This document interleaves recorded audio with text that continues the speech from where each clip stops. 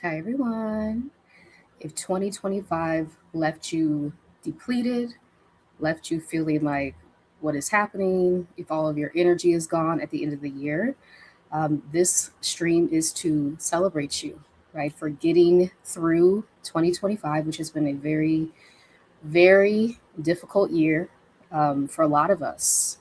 And so, if you're here live, welcome. My name is Marissa Price. I'm a healing practitioner helping highly sensitive, often high achieving Black women and femmes heal from trauma, rise from what we have experienced, reclaim our authenticity, and all the glory. Right, rising after trauma is not easy, and I hope that the videos that I share on my channel, my own personal experience, give you kind of a blueprint or like hope, right? Inspiration that it is possible to rise. So if 2025 has been traumatic for you, and we're going to get into some of the things that we experienced collectively this year, I'm just glad you're here, right? I'm glad you're here as we enter into 2026. If you have any intentions that you're setting for 2026, let us know if you're here live.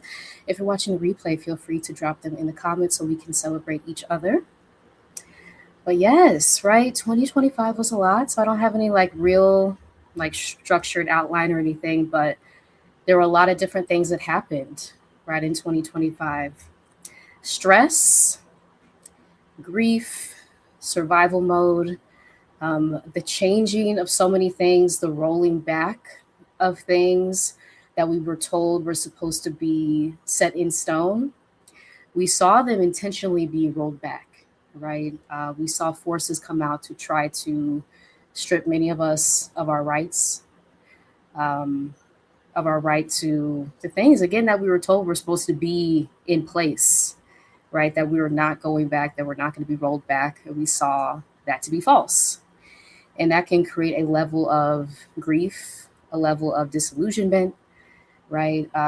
All these things. So if you're experiencing that, know that you're not alone, right? It has been a roller coaster. And yes, welcome. Thank you for joining. 2025 has definitely been a roller coaster. It has. It really has. A lot of ups and downs, a lot of trials and tribulations. Personally, right, to make it to the end of the year, I will not be sad to see 2025 go. Even though there were, of course, like good things, right, that happened during 2025 and want to honor those. Overall, it's been a very rough, difficult year, right? And so just to name that, if you're experiencing that too. Hello, thank you for joining Autism 543. Welcome, welcome. Yes, right. And so all these things can impact us, um, not just emotionally, not just mentally, but physically, as I talk about on my channel a lot. It can impact our bodies because we are storing what we experience, right? We're not robots just operating throughout the world and nothing's affecting us. No, we store these things. We store the grief, the trauma, the disillusionment within our bodies. And how can we move through these things that we're experiencing, right? To still have somewhat of a level of peace, right? Preserving it at all costs with the things that we're experiencing. How can we give ourselves time to take a pause, to take a step back when we need to, without having to constantly brace or impact or doubt ourselves, right? Or criticize ourselves or become our own worst enemy internally. I know that 2025 has been a year where I have intentionally released a lot of these messages that I have internalized that have been highly critical of me, that have come from different people throughout my life, that have come from different environments, institutions, and so intentionally beginning to silence them, to turn the volume down and hear my own voice again. That's been really the focus of 2025 for me, right? Which is not always an easy process, but being in community, I think, is really important, right? So that we can see, oh, there are other people doing this, right? There are other people refusing to repeat messages to ourselves that are really there for our detriment and not our well being, right? And not there to celebrate us, to cheer us on. And knowing that we have the autonomy, right, and the agency to be able to turn those voices down, I think is so important. You don't just have to keep repeating to yourself, right? This year was hard. I should have done this. I should have got this accomplished.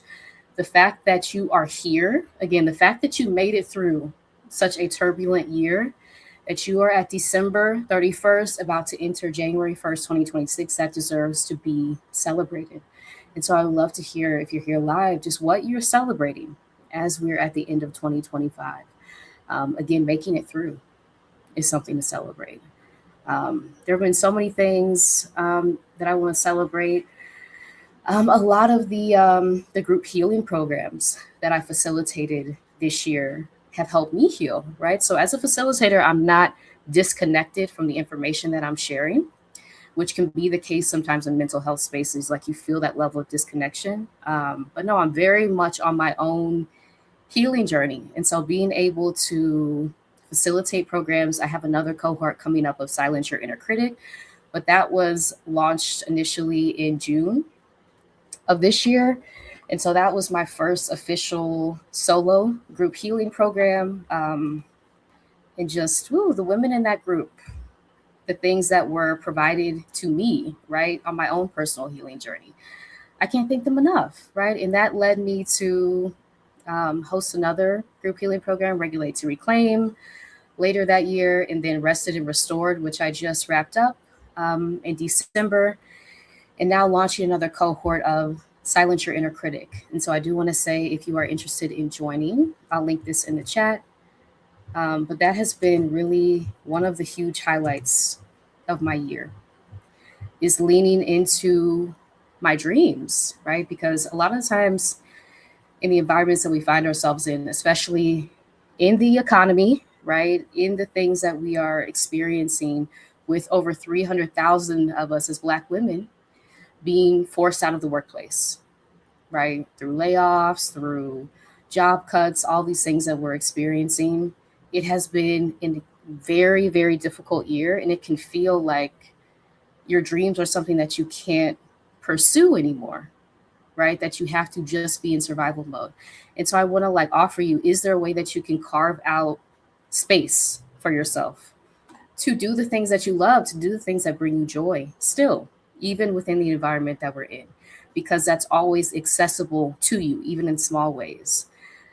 One of the ways that these systems really like to keep us feeling like we're stuck, right, is to make it seem like there is no room for us to have joy, that we just have to be so serious, so locked in, right, so in survival mode that we can't access these, the full level experience of the human experience, right? And that we just have to be very rigid, very structured all the time. And so anytime that you can take a moment for yourself to remember the things that you like to do and actively pursue them, that is resistance against these messages, right? That tell us that we're just here solely for our labor, that life has to be this really difficult thing that you have to trudge through, and at the end of it, you'll get this reward, right? That really doesn't appear, right? And that has to be said. And so in the meantime, can we have a level of joy?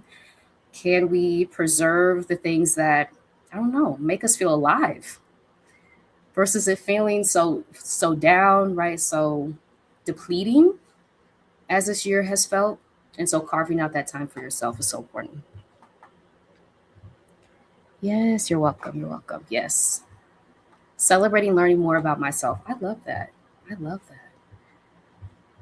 Celebrating finding good medical connections. That's huge.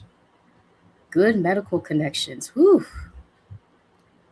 I love that. Thank you for sharing that. Yeah. And I love that you're learning more about yourself. I feel like that's been focus of my 2025 as well, right? And I have to shout out Rushni Cope, aka Glamazini. If you're not following or subscribed to her channel on YouTube, please do so. Glamazini on YouTube. But I just got finished with her planning retreat that she hosts every year. And that's the focus of it, right? Like, who are you? Who are you? Because in these systems, it likes to tell us that who we are doesn't matter. The things that we come here with, right? The gifts that we come here with, the things that we naturally like to do, those have to be suppressed in order to survive, right? We don't have time to be who we really are. And part of resisting that messaging again is creating space for yourself to do the things that you like to do that align with who you are, right? Which can be, again, easier said than done within what we're experiencing. The level of intentional, deliberate push out that we're experiencing from the workplace. Again, jobs that we were told were supposed to be set in stone. They were supposed to be the good jobs, right? And we saw like the rug kind of being pulled out from under so many of us. And something that Dr. Kamani, Lifting as We Climb, consulting on YouTube, and I talk about a lot, right? It's been very difficult for both of us, as both of us talk so often about being in toxic jobs, about the impacts that that has, and then seeing what we have experienced, right? On top of the toxicity that we experience in the workplace, now all of a sudden our jobs are just being pulled from us. And we're the leaders, right? We are often the leaders in our communities. We are often the people supporting our families as Black women. And so to see what we're experiencing collectively, right? The level of grief, disillusionment is very deep. It's very deep. Definitely in the midst of unlearning the suppression. It's a process for sure. It is. It absolutely is. It is a process. Oh, thank you. I appreciate that. And hello, Alicia. Yes, please subscribe to Alicia's channel as well. She has a great video on dreams, right? Preserving your dreams, even within the society and the things that we're experiencing collectively, and how important that is to protect them for yourself. Even if people are telling you like they're silly, right? They're childish. No, like that's the things that make you come alive, and it's so important. This year had me processing my trauma and now knowing how to set better boundaries and coping skills. I love that. Thank you for sharing. Yes, now knowing how to set better boundaries and coping skills. Yeah. Ooh. That's been the focus for me too. Setting boundaries, right? As someone who is healing from people pleasing, right? Rooted in childhood trauma, right? Even the prospect of setting boundaries felt like this very scary, undoable thing for so much of my life. And it's just really within this year that I've been able to say no, like very easily. Like, no, I can't do that. I don't have energy for that. Because this year has like actually demanded that because of how depleting it has been, how draining, right? I have on my list AI, right? And AI has a lot of things that are, right, can be helpful, can be beneficial, absolutely. But the pace that we're expected to move at and all the new features and the speed, right? I think it has changed our expectations of each other too, right? And how we speak to each other. I saw an article that was like, if you speak to ChatGPT in like a disrespectful tone or something, you'll get better results. And I think that's changing how we interact with each other. And that could be a whole other like video topic. But it's true. I don't think you can like separate the tool from the impact that it has interpersonally when we are on these tools all the time, when they're being like shoved at us from so many different areas. And then to have like a human pace within an AI centered world, I think is going to be more and more difficult to do. Right. And so just to say that if you've noticed that this pace that we're expected to operate at is not human. And I think it's becoming even more inhuman as we've seen this year. Right. Because I've had to spend more time out of social media altogether. And it's difficult because this is part of my job, right, as a healing practitioner. And I've had to like really set those boundaries around social media. Is this something that I can be on, right, as I have been in the past? Or do I need to take more time away because it feels different than it did even like in 2024? It feels different, right? It doesn't feel authentic. Things feel very fake, forced, surface level.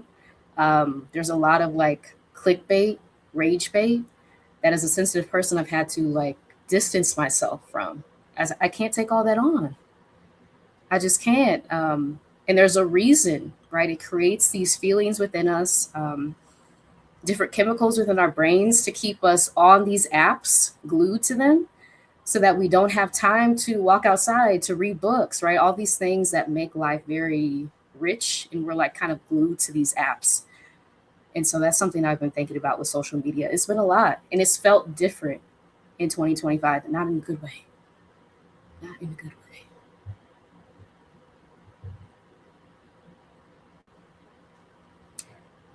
Yes. Right. Yes. Please subscribe to Alicia's channel. Yes, that's scary. We're already lacking in empathy and compassion as a society. Yeah, that's true. That is true. Yeah. And social media kind of exploits that, right? What we already are experiencing, it makes it so much more intense. It takes advantage of that to keep our attention on these apps. And as someone who did not really grow up on social media, it was just introduced. I think I was in 6th grade when Facebook came out. But there was a time before that, right? So all that time up until 5th grade, I didn't have social media, and I'm so grateful. And I really like empathize with kids now, right? How are y'all doing, right? Because the level of overstimulation of, I know, cyberbullying that exists, it's difficult. It's difficult, and I think that is absolutely contributing to what we're seeing mental health wise, because we're not meant to absorb this much information at one time, right? Go through these many emotions in such a short period, especially with like short form content being the norm now, right? It's like you go through probably, I know me, probably like at least 100 different emotions scrolling through about 10 clips, right? And you're not supposed to do that, right? Your body is not wired for you to process that level of information at one time.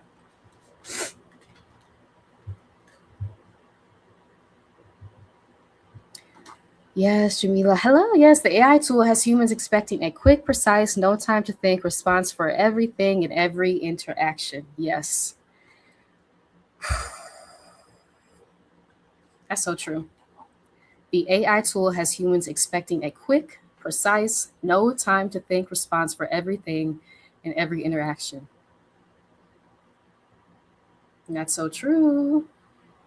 Yeah, and the level of perfectionism, again, it's impacting how we interact with each other, right? So as we like interact with AI tools and they're supposed to give us this perfect response all the time, I think it's changing like our levels of expectations with each other, that we're supposed to be perfect, right? And perfect is not real. Perfect is subjective.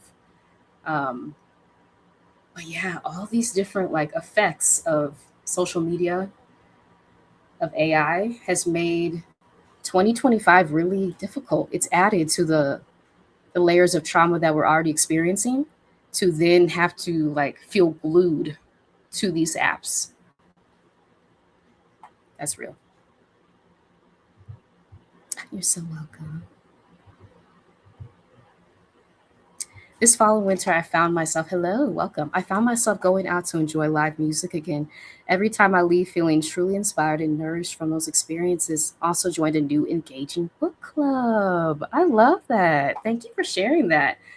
I have that on my list for 2026, joining a book club, right? Because I feel like a lot of us are going back to activities that feel human, like book clubs, like maybe even in-person events, even virtual events, right? Still, but yeah, things that we used to do before social media consumed all of our time, energy, capacity, right? Think about like all the activities we used to do: reading, going to the library, walking outside, going to the park, before we were glued to these apps that really prey on our brain chemicals. It's real.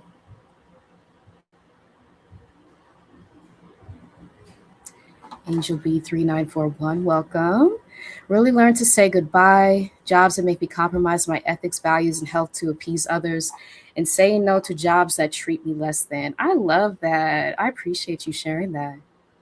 Mm-hmm. And saying no to jobs that treat me less than. Mm-hmm. That's huge. That's huge because we're told that this is just something that we should expect, right? To be treated poorly as Black women in the workplace. And I love that so many of us are saying, absolutely not. Like, no, that shouldn't be the expectation. That we are just given all of these roles, all these responsibilities, not compensated adequately, treated unfairly, right? Dealing with microaggressions left and right. We are sharing our experiences openly, right? Because it can be easy to have a level of shame, right, about what we experience, speaking from my own experience. But it's not our fault. And I think the more of us who share our experiences, we're able to see like the threads through, right? Because if I can see, right, another Black woman share her experience, and I see how like talented, brilliant, gifted she is, and she was subjected to abuse in the workplace, then I'm able to connect that to my own experience, right? Of course it wasn't her. So of course it wasn't me. You're able to externalize what you're experiencing, which is so helpful. Yeah. It's a lot. It's a lot. Hey, Sade, welcome. Thank you for joining. It's been hard this year. It has. It has. Whew. It has. Yeah. And so if you are experiencing feeling depleted as we end the year of 2025, right, know that it's not you. This year was extremely stressful. It was turbulent. Again, things that we were told were supposed to be in place for us, for future generations, were ripped out from under us. There's a level of grief, disillusionment, right? Sometimes fear that we are experiencing. And so it's not you if you're feeling like every inch of like piece of energy has been depleted from you in 2025. And going into 2026, I would just say, is there a way that you can carve out space for yourself to experience peace, joy, even in small amounts, right? For yourself, not for other people, but for you first. Hey, Mara, I haven't seen you in a while. Happy New Year. Happy New Year, Kiana. Good to see you.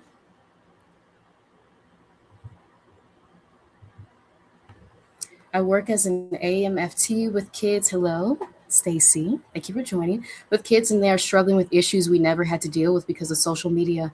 My heart breaks for them. Thank you for sharing that. Yeah, I cannot imagine, right? And again, social media was just introduced to me in sixth grade. So I had a period before that I remember, right? And that I like, ugh, I want to go back to. But for people, for kids who have never experienced life without social media, this is all they know. Right? My heart breaks too. Because it's not like we were ever supposed to function like this and have this much information and feel this level of pressure and performance for other people constantly, right? It never turns off. And that impacts how we interact with people interpersonally too, right? If we feel this pressure to perform, to show off all the time, to be fake, to be surface level, it impacts our relationships as well. Yeah, I appreciate you sharing that. We kind of made it. Yes. Thank you for that. Made it with one brain cell to the end of 2025, but we made it. We made it. Yes. Yes. And again, that's worthy of celebrating. If you are coming to the end of 2025 tired, worn out, maybe with little hope, little inspiration, know that it's not you. Please know that it's not you, right? It's not anything that you're doing wrong. it is what we're experiencing in this environment, in this society that is trying to deliberately take our joy, that's trying to make life as hard as possible. Right? All the news I see, all the like the policies coming out, that seems to be the focus. Like, how can I make life just a little bit more difficult? Right? And then like keep increasing the pressure.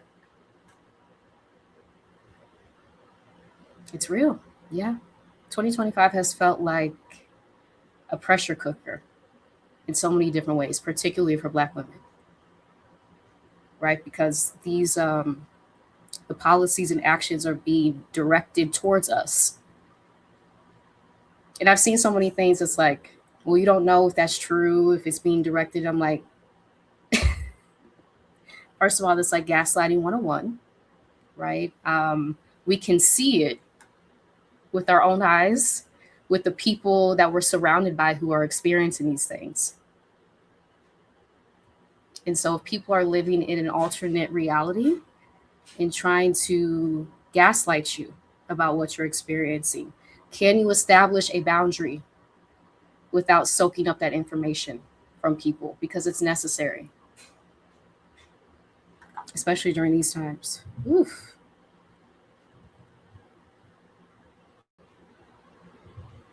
Yes. Twisted Baby Doll. Oh, love the name. Thank you for joining. 85. Definitely been doing some heavy reprogramming from these patriarchal, white supremacist, capitalist systems. It's been very lonely this year, but you all have been my digital tribe. Thank you for sharing that. And to that point, when you are unlearning things that are very deeply ingrained, and a lot of people don't want to let them go, sometimes it's a lonely journey, right? Sometimes it's going to be just you, and that's okay, right? But if you can find other people who are on the similar path, similar journeys of unlearning, of reclaiming your authenticity, like the things that, like the connections you can make are real. And so I appreciate you sharing that. Yes, reprogramming. Whew. Yes. 2025 has been, it's revealed so many things that were kept under the surface for years, for decades, right? That again, people are trying to gaslight us about. This doesn't really exist. People are not really treating you that way, right? Um, yeah, yeah, they are. And I think 2025 just revealed that clearly and plainly. Like you can't really, well, people still are, but you can't really deny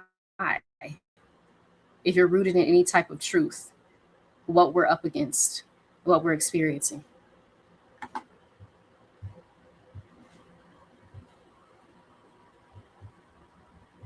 Yeah, it's a lot. I can't either. I could imagine having to grow up in times like these. Yeah, I know. With again, with social media, with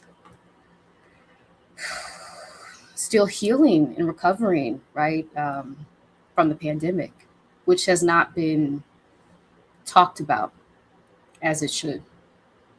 The level of trauma that we experienced, and it was just kind of again brushed under the rug, right, and just keep going, keep pushing, as if we didn't just experience a once in not even a generation, multiple generations event, right, that impacted so many of us, our loved ones. And there was never space to grieve, to process what that experience was like. And we're still in it. And so it makes sense why we are overwhelmed and depleted.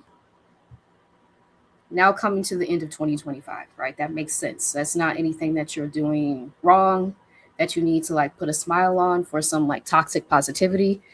Like, no, this has been a difficult year. And we have not had space to grieve what we experienced in the past 5 years. That completely shifted the world. Right? It's a lot. It has definitely been a year of shedding. It's been uncomfortable, painful even, but it's been beautiful and clarifying. Yeah, it has been a year of shedding. It has. Yeah, of like shedding so many things, right? So many things that just don't feel aligned, and just coming into your authenticity, right? Again, it has, this year just has revealed so much. This is like the year of revelation, right? Like, again, things that people have said, tried to convince us of, the truth has just been on full display, right? And it's been kind of like, whoo. So these things that I was experiencing, that people were trying to make it seem like I wasn't, trying to gaslight me, right, about how I should feel. In 2025, it's like, ooh, it's plain as day. Like, no, that was someone's intention. That was how they truly felt, right? And people felt much more emboldened to say the things that they have been keeping suppressed, which has impacted us too.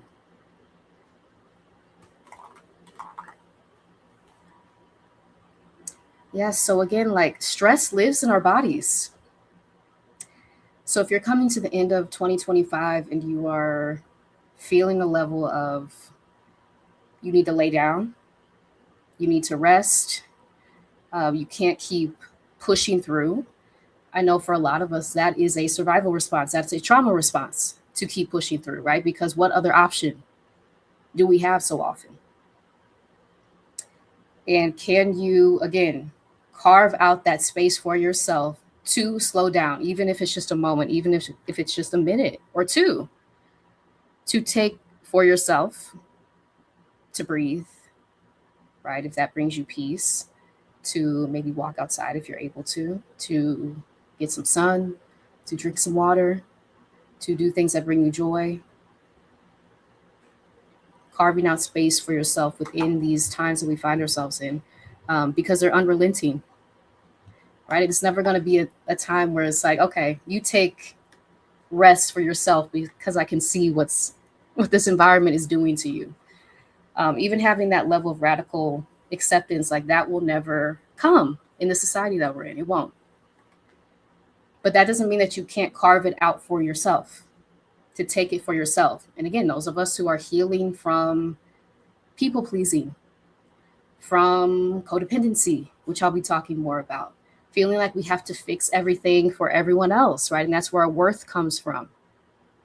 As we begin to heal and release these things, come into our authenticity, it's much easier to say no, because now your identity is separate from what you do for other people. Now you don't feel like you have to overextend yourself to get some level of validation and worth, because you're deeply rooted in who you are, right? In your inherent worth.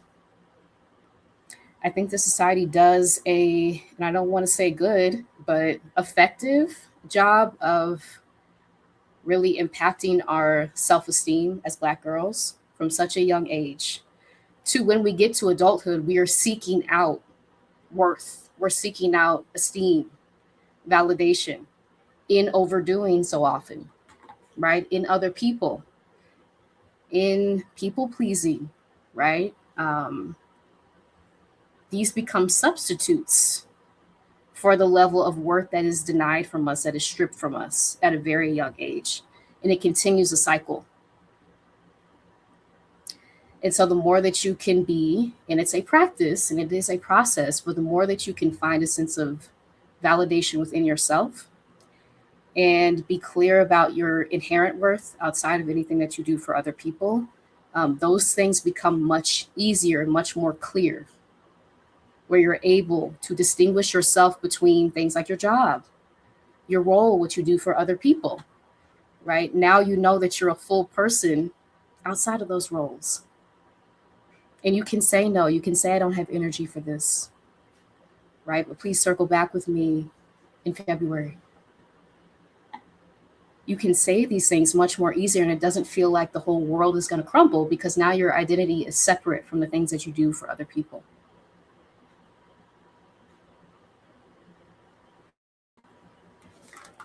So yeah, I'll be talking more about codependency. I don't see it talked about often when it comes to Black women, and the effects that this has, right? Feeling, again, because it's so ingrained in our society that we're supposed to be the ones to fix constantly, to solve other people's problems, right? And then we're given the message that our labor is worth nothing. But yet everyone calls on us to solve their problems, so both can't be true. And it creates this cycle again of feeling like we have to seek outside of ourselves our worth, our validation, our approval from other people. And it's this endless cycle to the point where we become depleted. Our bodies can't be pushed any further. And we get to that crisis point, right? Where we have to stop. And so what can we do before we get to that crisis point to preserve our well-being, right? To not feel like our worth is outside of ourselves. If we do this task for someone, if we get this accomplishment, right, this achievement, then we'll be worthy. I think that message is told to us from a very, very young age, speaking from my own experience, right? And it makes sense to the point where we get to adulthood and we're seeking these things out constantly, right? There's never a stopping point. And so how can we, again, establish this sense within ourselves that we're already worthy? We don't need these things outside of ourselves.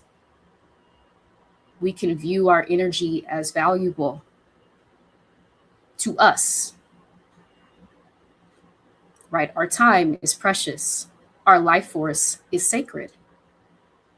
And this runs counter to the oppressive messages that we hear for our entire lives. So it's not necessarily a quick process or an easy one, but it is worth it, right? Because you'll get to that point where it feels like you're so deeply rooted in who you are that you're unshakable.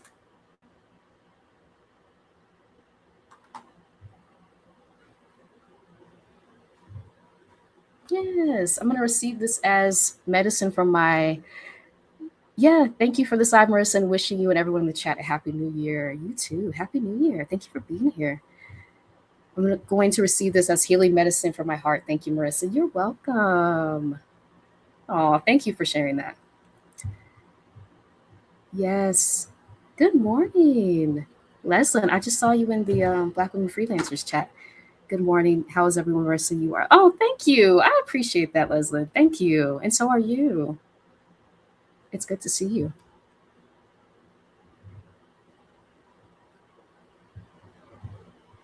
Yeah, Sade says so true. We never collectively grieved the pandemic. It feels like everyone just tried to move on even faster, as if it didn't happen, as if we didn't all share such a huge loss. Whew. Thank you for that. Because that's what it is. We didn't collectively grieve, right? It was just swept under the rug. This is something that you just have to like get over, push through, right? Everyone experiences a once in a few generation pandemic. Just get over it. Like, what? No, that's not true. The level of delusion, right? Of, again, gaslighting about what we experienced with something that's still very much ongoing. It can be, I don't know, what's the word? The cognitive dissonance, right? Between what we know is happening in reality versus what society is trying to make seem like everything is okay and that we can just move on, right? And that we didn't lose so many people.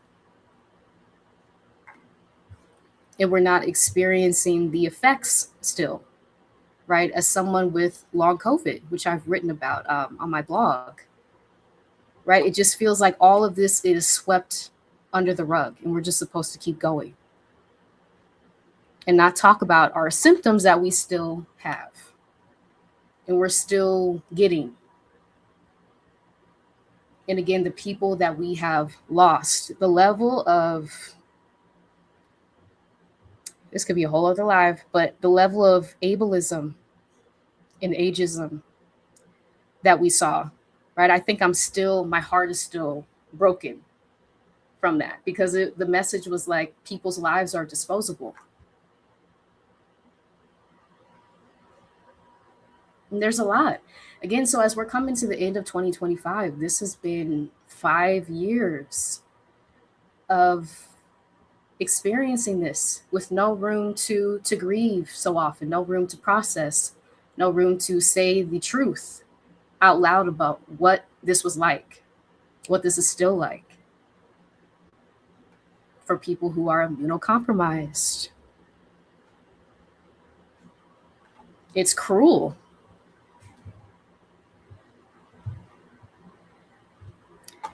Hello, yes, I'm done performing for the society to be palatable for others in the society. Whew.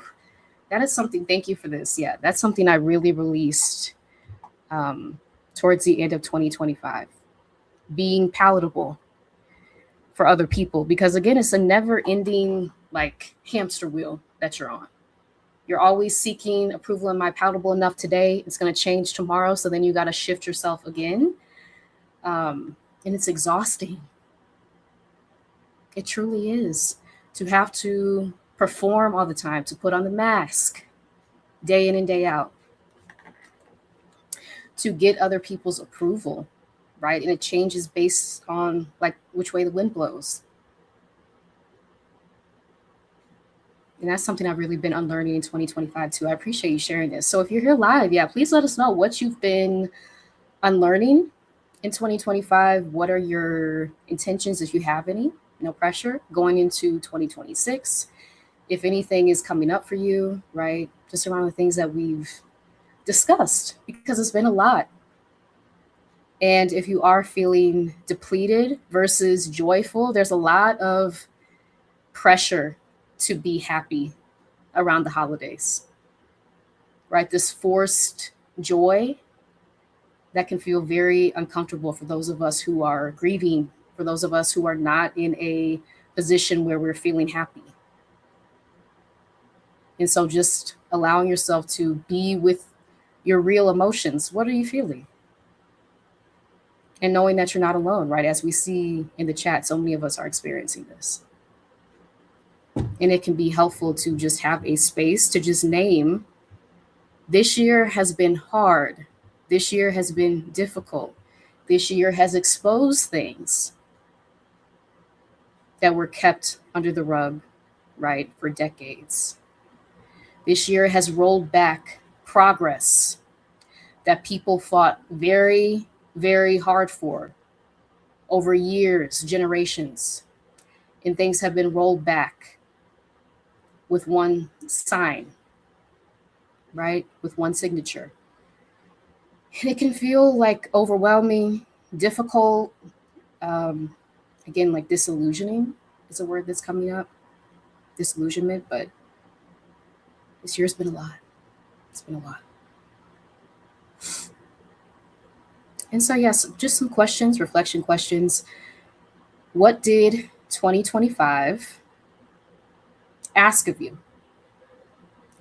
And then what do you want more or less of moving forward into 2026? So what did 2025 ask of you?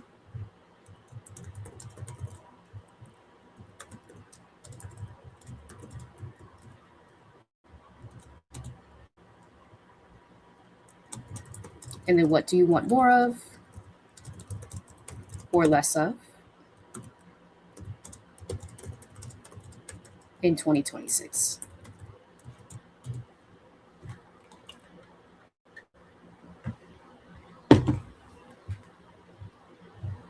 Lesson, thank you. This agreed, being performative for the comfort of others, so exhausting. It is. It is. And it never ends, right? There's never a time where people are like, okay, you've done enough performing. I'm ready to embrace who you are authentically. Like that, the people who are interested in you performing, right? They're never going to say that message. And so we have to take that for ourselves, right? We have to refuse as we're able to, because again, some of the environments that we're in, make it impossible to do so.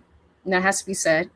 But when you're able to, with yourself, take the mask off with yourself, with yourself, asking yourself, how do you really feel? I think so often the society tries to separate us from us to the point where we think the performance version of who we are, the mass version of who we are, is who we are.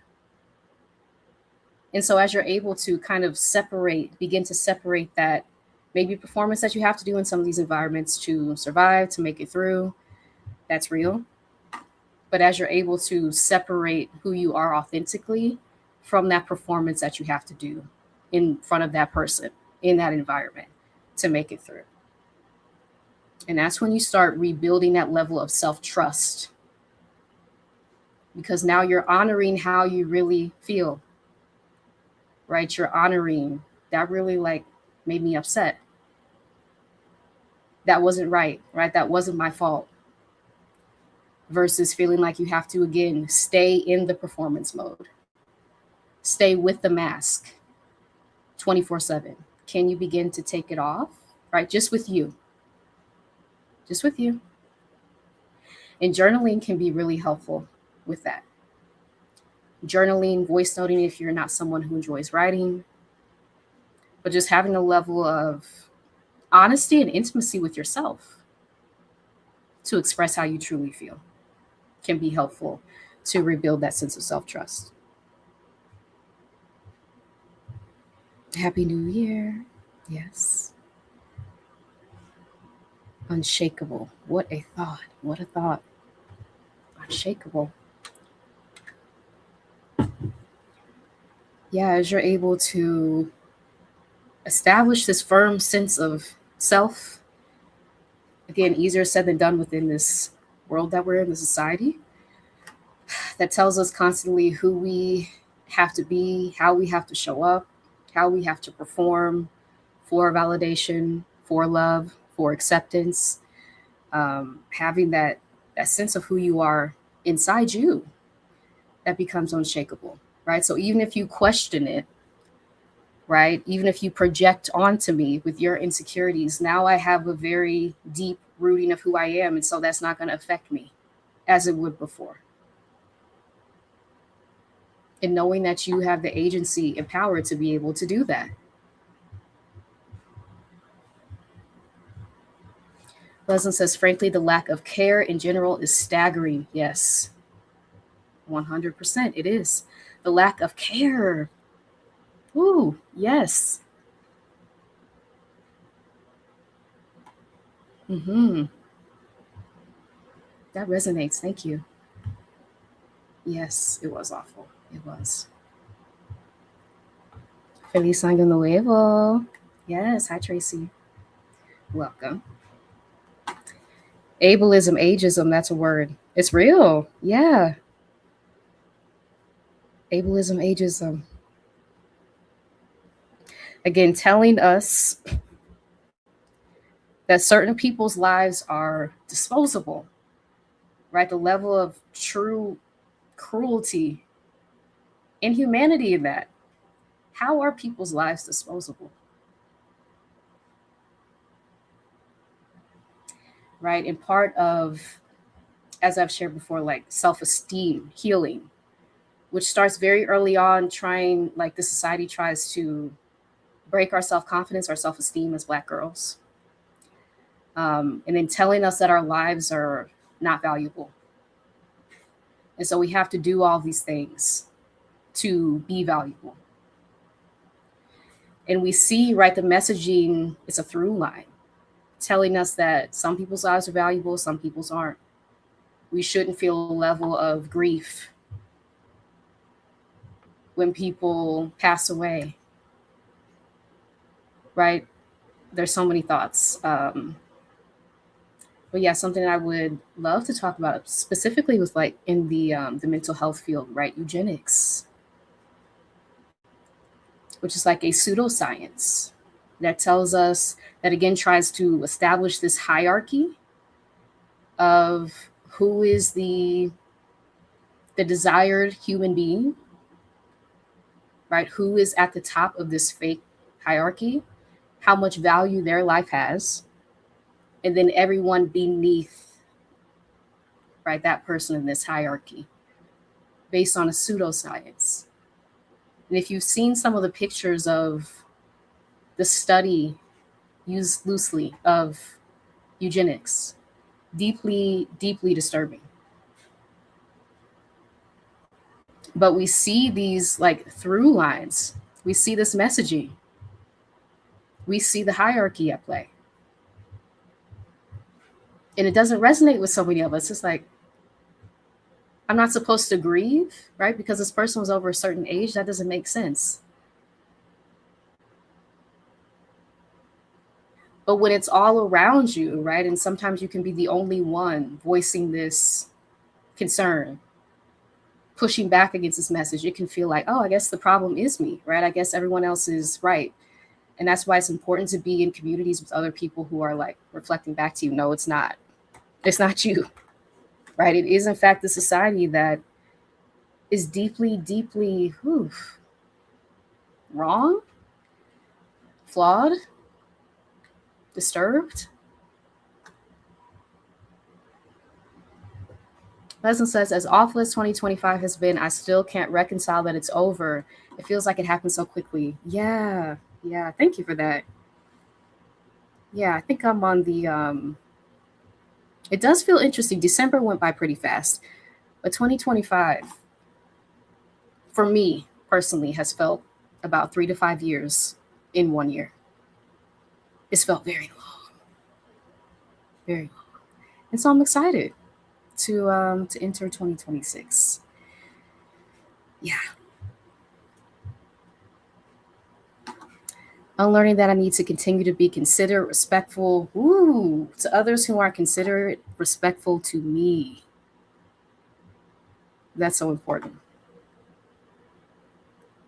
That is so important. Those of us who have been socialized to be the good girl, to just go along with what other people say, to be polite when people are disrespecting us. That's been a huge unlearning journey for me too in 2025, right? I don't have to meet this person with kindness if they're going out of their way to disrespect me, right? I can meet you on your level, right? Whatever that means. And I don't have to go out of my way to convince you, right, that I'm kind or I'm a good person. Because who are you, right? You're the one disrespecting me. So why am I seeking your approval? This goes deep. Being socialized to not object, to not push back, right? All these terms that we're given so often for just having like a level of self-preservation at the end of the day, right? Like, no, you can't treat me like that. No, you can't talk to me like that, right? And then we're labeled. There go the labels. Something that's been helpful for me in healing is to be prepared for the labels, right? Because this typically follows a pattern. When we stand up for ourselves, right? When we say the truth, when we call someone out for their behavior, here come the labels, right? You're aggressive. You are disrespectful. You are, right? Name them, right? As they come. All these things that try to get at your, again, your sense of self. So establishing an unshakable sense of who you are, even if all these things are thrown at you, and being prepared for the pattern that's at play. Because what you're doing is you're shifting, right, the position that people have seen you in and have felt comfortable with you being in. A lot of people see it as like, oh, that is that person's position to be disrespected. I can get out my frustration on that person, right? Because they care, because they feel deeply. And beginning to recognize that pattern, right, as it comes up, it gives it less force and less power, because now you can see kind of ahead what they're probably going to do, right? You know the pattern of behavior. You know the labels that are thrown at us so often when we demand, which we shouldn't have to demand, but respect, to be treated fairly, right? To be talked to with respect. Here come the labels. Something I've had to repeat to myself, right? In my head as I'm unlearning people pleasing and being prepared for people's potential reactions to me establishing boundaries, right? This person, I know them very well. This environment, I know it very well. This is probably what's going to happen. So let me prepare myself for that reaction so that it doesn't feel like if this reaction happens, then my whole world is going to crumble. I can actively prepare and strategize for this versus feeling like I'm caught off guard, right? And now I'm feeling like, especially if you're a sensitive person and taking in other people's projections onto you, I can kind of prepare, right? If I'm honest with myself, I know the pattern that's at play. I've seen it before. So let me stay 2 steps ahead and see what this person or this environment is probably going to say, probably going to label me as.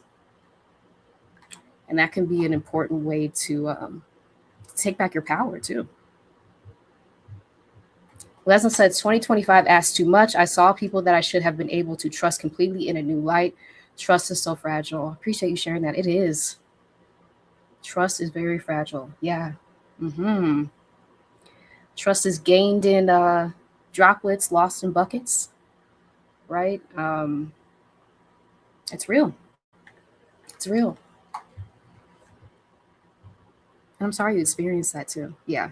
Because I know that level of, when you trust someone, right? When you trust someone and then they switch up, that can be devastating, truly. And so any feelings of grief around that, right, are rooted in a very real place.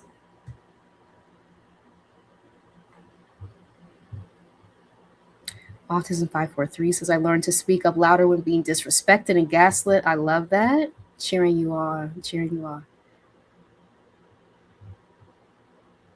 Kiana says, 2025 asked of me to put aside my intuitive discernment for acceptance/comfort. Wow, I want more nuanced analysis, higher level conversations within our community in 2026. Ooh. Okay, yes, 2025 asked of me to see through the veil of comfort acceptance by trusting my intuitive discernment. Thank you. Yeah. Ooh. Mm-hmm. Trusting our intuition, right? Yeah, this year it's been essential. It's been essential with all the things that we're experiencing to really come back to the feels like the basics of living, of humanity.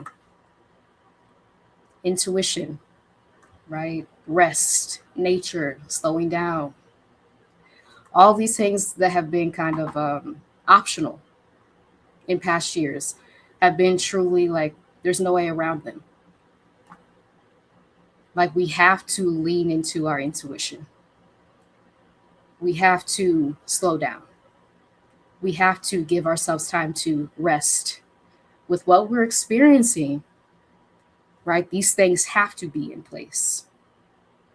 And I guess you could call that like somewhat of a pro of 2025, right? With all the things that we're ingesting, the policy decisions, you name it, being able to really trust your intuition. So when those feelings come up, right, the signals come up, not suppressing them as we're taught to so often, right? Not second guessing, not trying to give a second chance where it's not deserved. These things have become really essential this year with what we're experiencing. Yeah. Yeah, I'm sorry you experienced that too. Yeah. This 2026, I need more time for myself to see my beaded bracelets business to grow, to experience more peaceful moments for myself and my son, to experience more joy and happiness. Ooh, I love that. Beaded bracelets business. I love that. Yes. Again, finding stuff that brings you joy,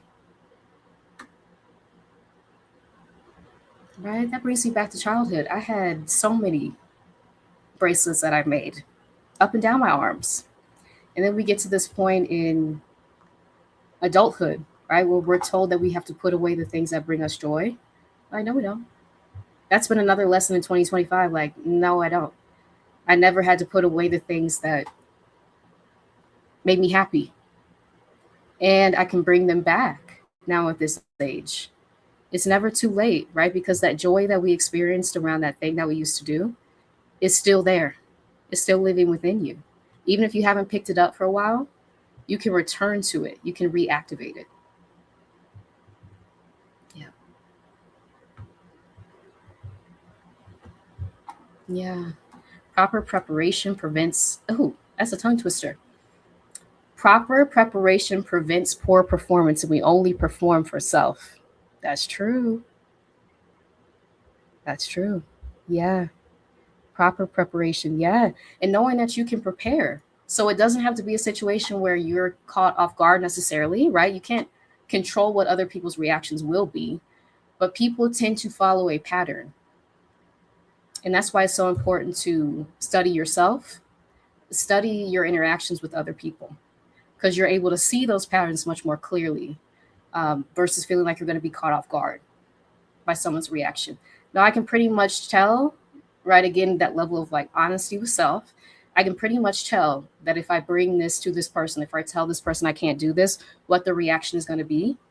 So with that information, I can prepare my response in my body for the potential reaction that I may have.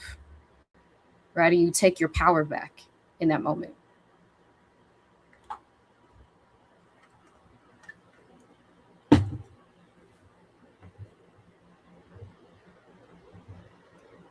Alicia says 2025 asked me to do less, sit still, and be quiet. I want more aligned and inspired action and just kindness in general. Yeah. Yeah. Just kindness. Again, to Leslie's point, like care, kindness. Yeah. Yeah. Yeah. People take advantage of kindness and it's heartbreaking. It is, especially in this type of society that we're in, right? It's seen as a way to get over on people, to take out your frustration, right? If you notice that someone feels very deeply, right? It's like, how can I get to this person to make myself feel more powerful? That's another like revelation in 2025. Seeing the different power structures at play and how we're taught that if someone, again, the hierarchy has to be said, but the person who has less power than us, to extract power from them to make ourselves feel more powerful. And the cycle continues, right? And something I hope to talk more about, internalized oppression, right? When we experience a level of oppression externally, we internalize that and then we take it out on people who are deemed to have less power than us to make ourselves feel like in a position of the oppressor, because that's what we're told is power that should be sought after. And unlearning that is a process. It is a process.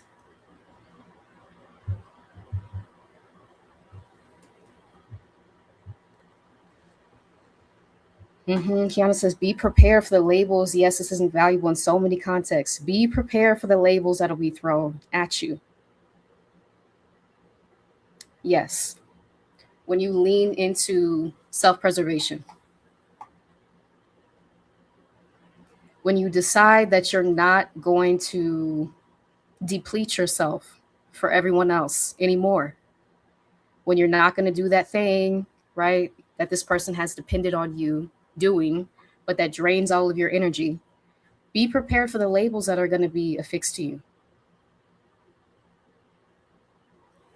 Right? Again, those of us who are sensitive to what other people say, right? Some people, it doesn't bother them. And I'm like, how do you do it? Let me know. But if you are sensitive to what other people say, the labels other people affix to you, know that you can prepare for that. You can prepare for their response, if you know how they're probably going to react. You can also prepare for your response primarily. How are you going to respond, right? When they fix that label.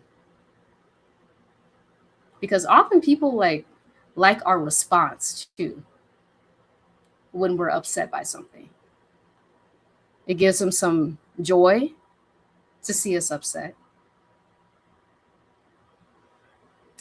And just having that understanding in mind, right? If this is a pattern that someone has engaged in before, how can you be proactive and understand how you might respond to protect yourself in that space, in that environment, knowing that what you have to do to preserve yourself is that critical, right? So it's going to come with the response. Okay. It's going to come with the label, but is my energy going to be preserved at the end of the day? Okay. Yes. So then I need to go that path, right? I need to go the path of self-preservation because many of us have reached the crisis point where we haven't said no, right? Where we've kept doing for other people. We've seen other people around us reach the crisis point. And so I think this year in particular has just shown so many of us that self-preservation is not an option. It's essential, right? It has to be done. We have to view our own lives as worthy of preserving, of protecting, even if no one else does, which is unfortunate in this society, but it's real so often. But we have to view our own lives as worthy of preserving for the long term. Yes.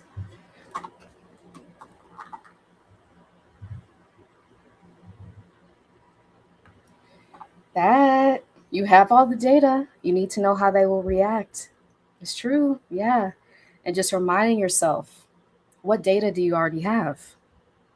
If you feel this level of, I can't say no, right? Because this, can you take a pause for a second, right?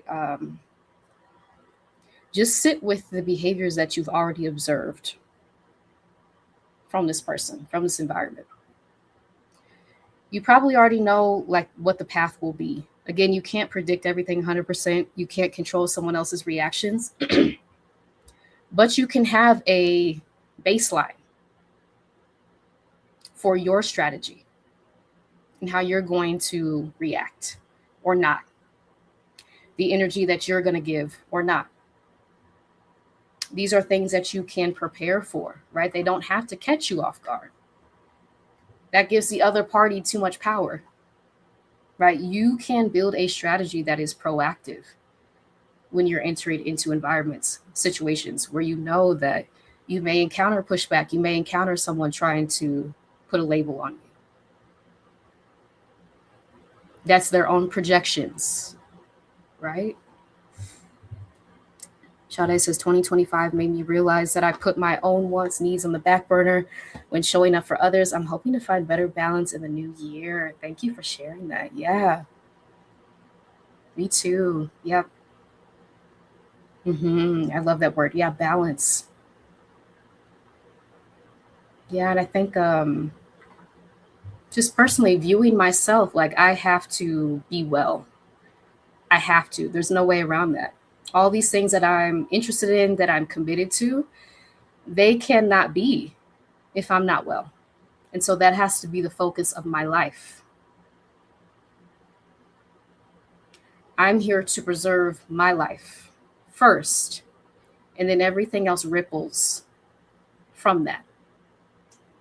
That's been a huge lesson this year. It is. Yeah. Thank you for that. The switch up is very devastating. It is. Yeah.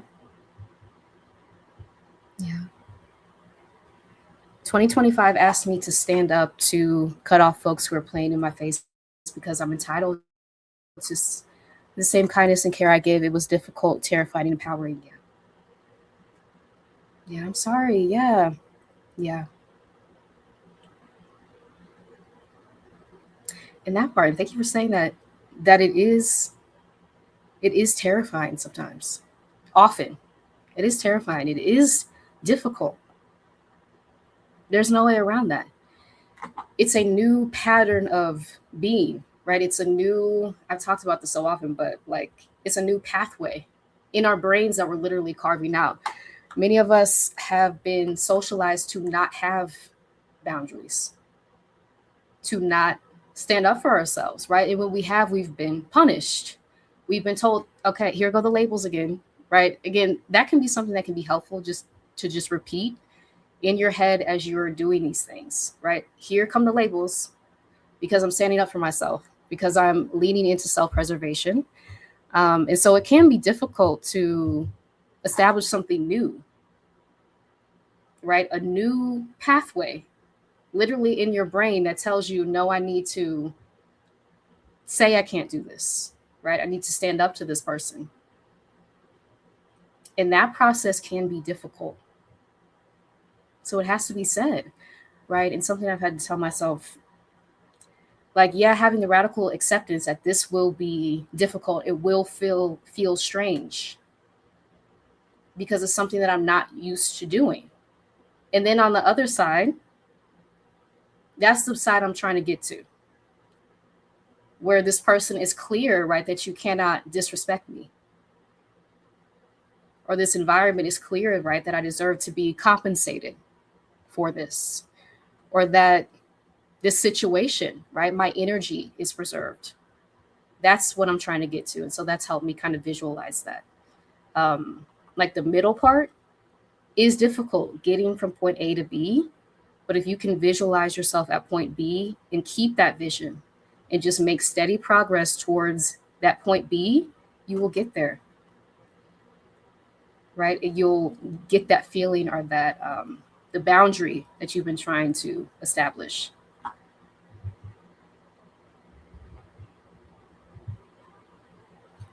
"2026 is calling for more creativity. I'm going to write more, yes, but also indulge in more creative endeavors." I love that. I love that.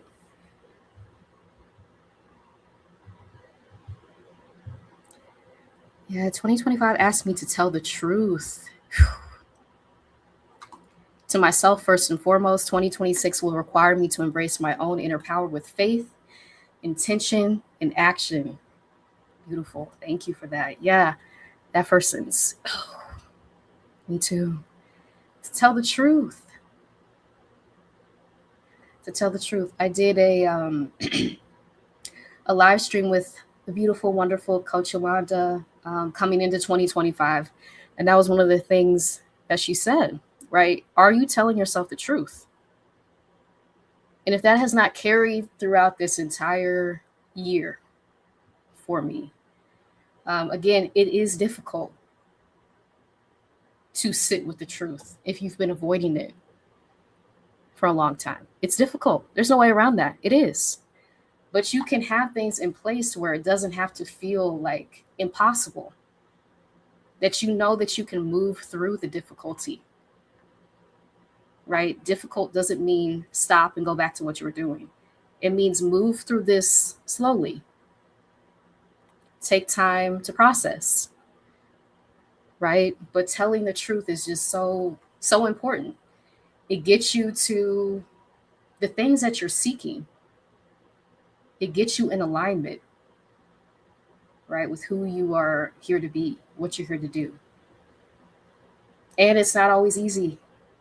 It's really, really difficult. 2026 will require me to embrace my own inner power with faith, intention, action. I love that. I love that.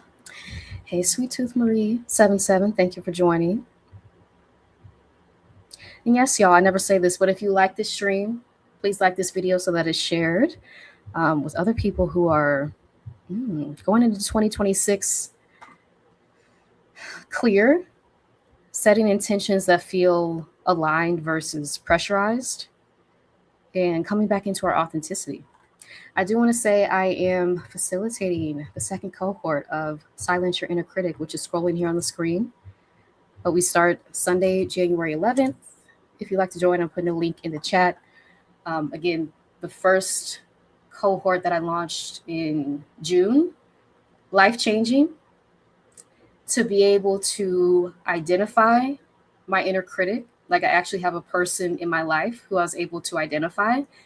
That is so essential. If you are someone who struggles with self-doubt, self-criticism, you have this voice inside you, right, that keeps telling you all the things you're doing wrong. A lot of times that's a person in your life whose voice you have internalized. And so being able to identify that person and then separate yourself authentically, because we don't come here criticizing ourselves, from this person's voice, your life is changed after that, right? Because now you're not repeating someone else's voice inside. Now it's your voice. And so if you are interested in moving into 2026 with more clarity, less self-doubt, a kinder, compassionate voice for yourself with all the things that we're experiencing versus being your own worst critic, join us and silence your inner critic. And I did add testimonials from the cohort 1 on the landing page, so please check those out. But it was transformative. It was transformative. And I'm so excited to have Marissa Tolliver, who is an artist, again this time, who did a really great art project for us. So if you're interested in art therapy, in being able to depict what your critic looks like, sounds like, even if you don't consider yourself to be someone with artistic skills, right? Just being able to take a pencil, a piece of paper, and write out what this critic is saying to you can help you create that sense of distance from it and come back into who you really are. So Marissa T will be joining us as a special guest facilitator as well, in Silence Your Inner Critic. And I have to say, like 2025, that's one of the things that has brought me so much joy, is being able to collaborate with other healers, right, in different aspects to bring like shared information to groups that we're facilitating, because we all come with our unique gifts, our unique talents, and being able to just collaborate has been one of the joys of 2025 for me. So yeah, I linked it in the chat and the description if you're watching the replay. Join us Sunday, January 11th for our first live session.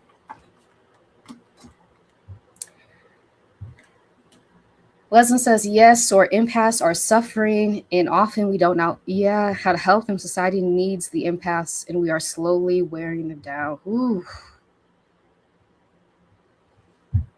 I need to take a breath on that one. That's so true. Yeah, people who feel very deeply. And again, leaning more into ancestral healing has been something I've been doing this year. Indigenous healing practices, knowing that we feel very deeply, those of us who do, for a reason, right? So it's not a mistake, it's not a flaw. We are gifted with this ability to feel very deeply, but within the society and this world that we're in, it doesn't feel like a gift often. It feels like something we need to hide, we need to suppress, because sensitivity is not honored, right? But it's important to recognize that it's this society that's the issue. It's not you, right? It's not anything that's wrong with you inherently. That's a gift and something that I hope I've been able to impart this year, right? It's not something that's a flaw or something you should be ashamed of. It is a gift, but it is a society that is deeply cruel, unfeeling, inhuman so often, that makes it seem like our ability to feel deeply, to advocate for others, is a flaw. It's something we need to turn off and just be callous, right? And so it's not you. Thank you for that. Some people thrive off of other people's energy, yes, and therefore leave us depleted to use our own energy for what we want, need to do for ourselves. I call them energy vampires. Thank you for that. Yes. Energy vampires are real. There are people who do want to drain the life force from you, right? And so it's not being mean. Those of us who are socialized to be, again, the good girl, the one who is palatable to a previous point, right? Beginning to say like, oh, it's not mean if I stand up for myself because I know that this person is trying to drain my energy. I'm actually preserving myself. So reframing that in your own mind can be a pathway to healing, right? So you're not being mean, you're preserving yourself. But be ready for the labels, right? Because they're going to come. When you start to lean into that, if you haven't done it before and people are used to being able to drain your energy. Something you can prepare for, though. Yeah.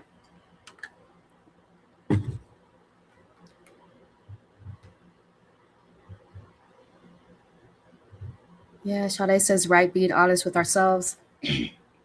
Taking our time, yes, and trusting ourselves is so important. Yes. Yeah, it is. Agreed, the voices that were not mine, I needed to shut up. It was painful but necessary. Thank you for that. Yeah, yeah.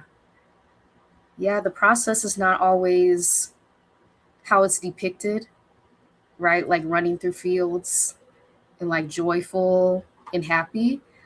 A lot of times when you get to that point B, that's how you feel. When you've done the thing, when you've established the boundary.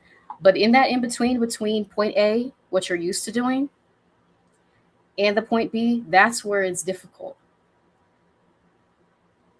That's where it's messy, right? That's where it feels like, is this something that I'm allowed to be doing, supposed to be doing?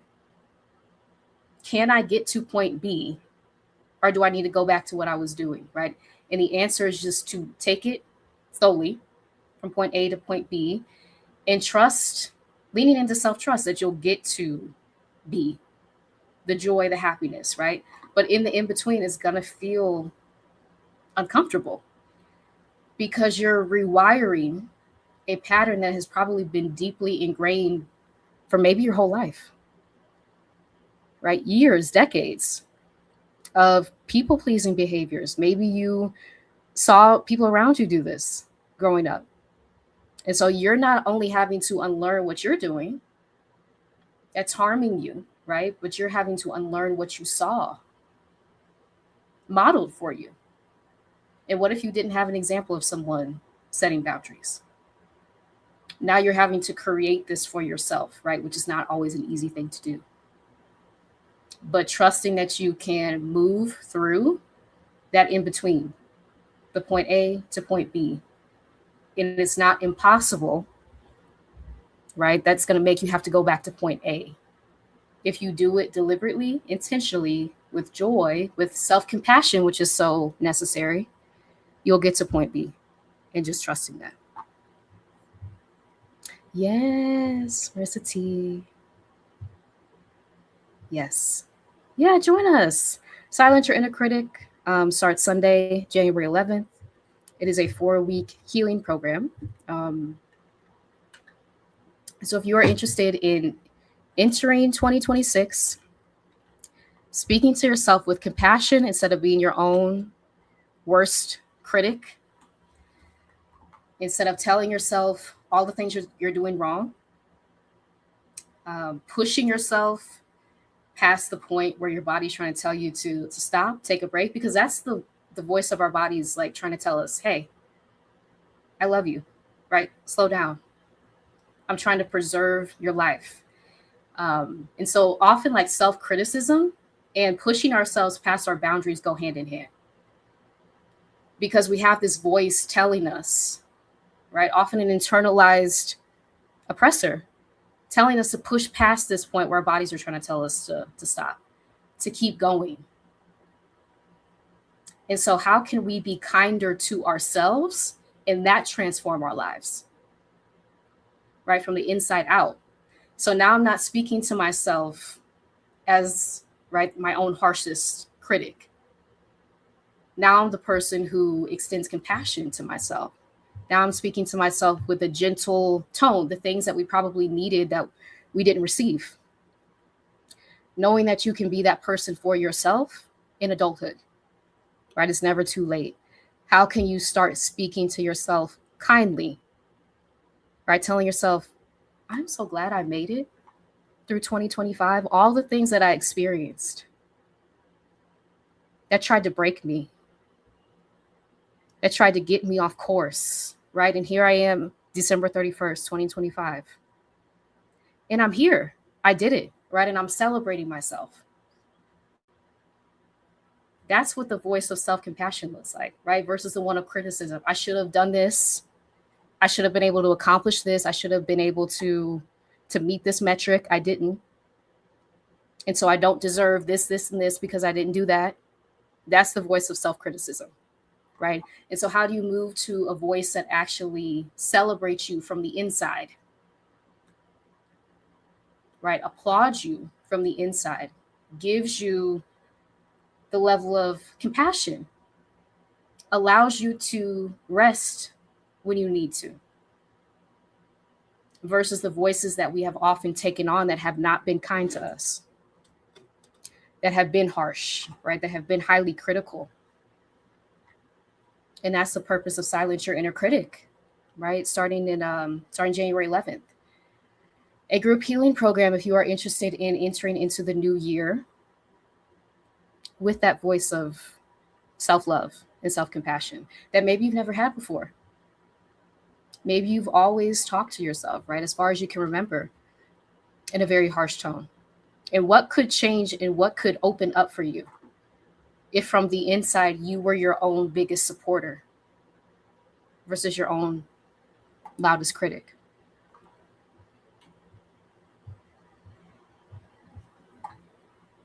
And so let me link that one more time in the chat. It's also in the description section.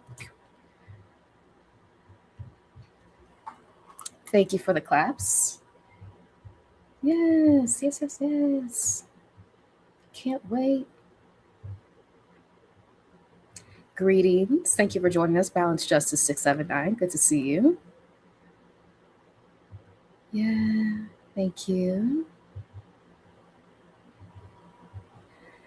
Whew. Leslie said, oh gosh, I am so glad I made it through 2025. The pain, the tears, the heartbreak. I sit here in tears because I made it and I'm relieved. 2026 must be better. Thank you for sharing that. Yeah. Yeah, you made it. Here we are, December 31st, right? All the things that we have navigated, that we have released, that we have come into this greater understanding of ourselves, pursuing our joy despite all of the obstacles placed along our path. That deserves to be celebrated, right? And so just taking a second here and say, like, self, thank you for getting me to December 31st with all the things that I survived, all the obstacles I encountered, all of the times I didn't think that I was going to make it through. And yet here I am, December 31st, 2025, right, about to enter into a new year. You're just taking a second to celebrate yourself here. And so with that, I want to thank y'all so much for joining me on this live where we just talked, chatted about 2025, all the things that we have been through collectively, why it's not your fault if you're depleted, things that you can do to protect and preserve your joy and yourself as we move into 2026, knowing that your life is precious despite what anyone has to say, and carving out time for yourself in your own life, centering your well-being, releasing inner criticism that's telling you that you should have done this by this time, that you didn't get to this in 2025, releasing that and stepping into 2026 with like a full level of self-compassion for just getting through. If all you did is get through, congratulations, right? Because this year was not easy. This year was hard. So difficult on so many different levels. And so congratulations for making it to December 31st. We're happy you're here. Yes, sending love your way for your resilience and strength. Absolutely. Absolutely. Thank you, Leslie. Happy New Year. Always good to see you. You are welcome. Thank you for joining for your comments. Yes, Stacy. Yes, thank you, Marissa. This was a beautiful start to this final morning of a trying year. You are welcome. You are welcome. Yes, y'all. So one final reminder, I will be facilitating Silence Your Inner Critic starting Sunday, January 11th. If you'd like to join us, link is here scrolling on the screen, in the chat, and in the description. Going into 2026 with a renewed sense of self-confidence, self-worth, peace, and joy. Yeah, joy, self-assuredness, your authentic voice versus the voices that you've taken on from other people who are, as we talked about, maybe energy vampires, maybe trying to absorb the fact that you care deeply to try to fill a void within themselves. Just stepping into 2026 with the energy of self-preservation, as a lot of us are doing. And so I appreciate y'all sharing what you shared in the live chat. If you're here live, if anything resonated, please feel free to share in the comments on the replay. Gratitude, I made it. You made it. Celebrating you. That's right. Leslin says, thank you, Marissa. Look forward to all you will bring to us in the new year. Oh, thank you. Thank you, Leslin. I appreciate that. Happy New Year. Thank you. Happy New Year. Yes. All right, y'all. With that, I hope y'all have a happy New Year as we're about to enter 2026. A beautiful rest of your day. I'm trying to think when I'll be live next, probably next week, giving some more insight about how to silence your inner critic going into 2026. Again, if you'd like to join us and silence your inner critic, we start Sunday, January 11th, and the link to join us is in the description. So yes, thank y'all for being here. Happy New Year, and until next time, y'all. Bye. Appreciate you. Bye.